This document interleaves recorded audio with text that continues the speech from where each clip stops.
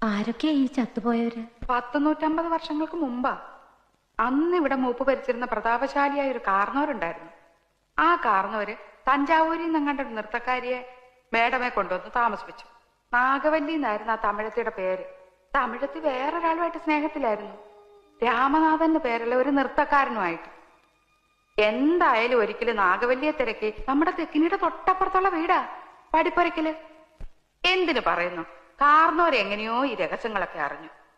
അന്ന് അർദ്ധരാത്രി നാഗവല്ലിയെ കാർന്നോരെ നമ്മുടെ തെക്കിനിലിട്ട് വെട്ടിക്കൊന്നളഞ്ഞു.